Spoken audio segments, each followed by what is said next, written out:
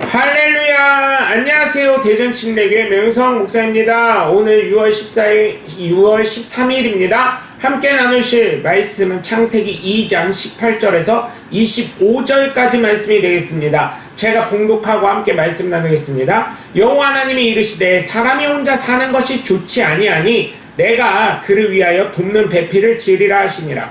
여호와 하나님이 흙으로 각종 들짐승과 공중의 각종 새를 지으시고 아담이 무엇이라 부르나 보시려고 그것들을 그에게로 이끌어 가시니 아담이 각 생물을 부르는 것이 곧 그 이름이 되었더라. 아담이 모든 각축과 공중의 새와 들의 모든 짐승에게 이름을 주니라. 아담이 돕는 배필이 없으므로 여호와 하나님이 아담을 깊이 잠들게 하시니 잠듦에 그가 그 갈빗대 하나를 취하고 살로 대신 채우시고 여호와 하나님이 아담에게서 취하신 그 갈빗대로 여자를 만드시고 그를 아담에게로 이끌어 오시니 아담이 이르되 이는 내 뼈 중에 뼈요 살 중에 살이라. 이것을 남자에게서 취하였은즉 여자라 부르리라 하니라. 이러므로 남자가 부모를 떠나 그의 아내와 합하여 둘이 한 몸을 이룰지로다. 아담과 그의 아내 두 사람이 벌거벗었으나 부끄러워하지 아니하니라. 아멘. 결혼이라는 것은 참으로 좋은 것, 행복한 것, 감사한 것입니다. 하나님이 교회를 세우시기 전에 제일 먼저 세우신 교회가 가정이기 때문입니다. 왜냐하면 왜 가정을 먼저 세웠나 생각을 해보니 하나님 마음을 알아보라고요. 가정을 만들면서 무엇이 깨달아지십니까? 하나님 마음을 깨닫게 됩니다. 하나님은 우리가 무엇을 하든지 간에 하나님의 마음을 깨닫기를 원하십니다. 그래서 하나님의 말씀에 순종하게 되는 것이죠. 이것을 세상 말로는 철이 들었다고 합니다. 하나님 입장에서 철이 되게 하시려고 하시는 것인 줄 믿으시고 여러분 정말 결혼을 통해서 하나님의 놀라운 은혜와 축복을 깨달으시길 주 예수 그리스도의 이름으로 간절히 축원합니다. 첫 번째로 하나님이 만드신 결혼은 협력하라는 것입니다. 이 세상 일 나 혼자 할 수 있는 일 없습니다. 왜? 이와 마찬가지로 하나님이 나를 도우신다는 것을 깨달으라고 돕는 배필을 붙여주신 것입니다. 하나님이 인생에서 돕는다는 것을 깊게 깨달으라는 것이죠. 하나님의 계심을 인정하라는 것입니다. 하나님을 인정하지 않고서는 살 수 없는 존재가 바로 사람이기 때문입니다. 그래서 사람은 혼자 살아갈 수 없습니다. 사람의 태생이 하나님으로부터 시작이 되었는데 어떻게 하나님의 도움 없이 살아갈 수가 있겠습니까? 그렇기 때문에 하나님이 나를 도우신다는 것을 잊지 말아야 될 줄 믿습니다. 오늘 본문 18절에서부터 23절까지 보시면 아담에게 돕는 배필을 지으실 것을 계획하고 계셨어요. 왜냐하면 바로 하나님이 돕는 분이라는 것을 깨닫게 해주시기 위한 것이죠.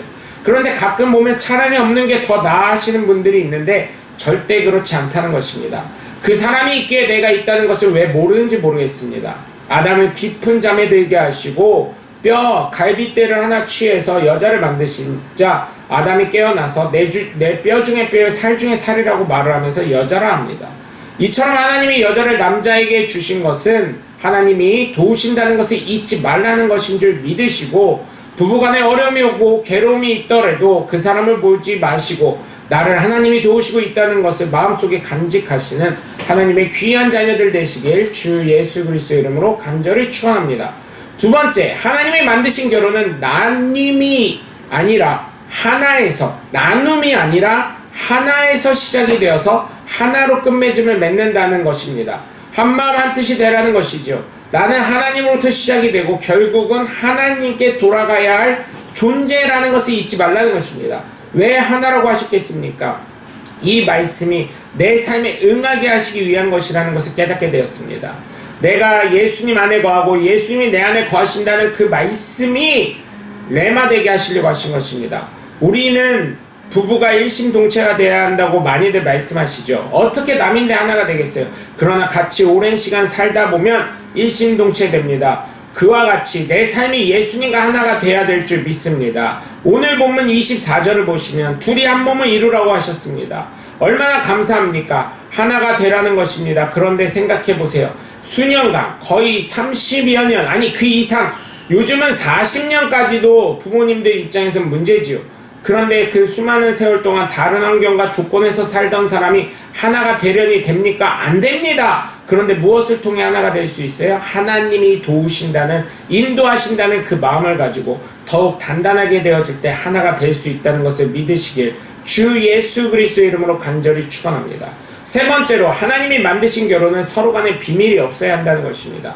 비밀이 언제까지 유지될까요? 비밀은 끝까지 유지되지 않습니다. 하나님 앞에서 비밀이 있습니까? 없습니다. 그렇기 때문에 하나님은 어떤 분이세요? 내 심령과 마음을 감찰하시는 분이라고 성경에서 말씀하고 있습니다. 마음 중심을 보시는 분입니다. 그렇기 때문에 하나님 앞에서 비밀이 없듯이 부부간에도 비밀이 없어야 합니다. 왜요? 믿음을 지키기 위해서.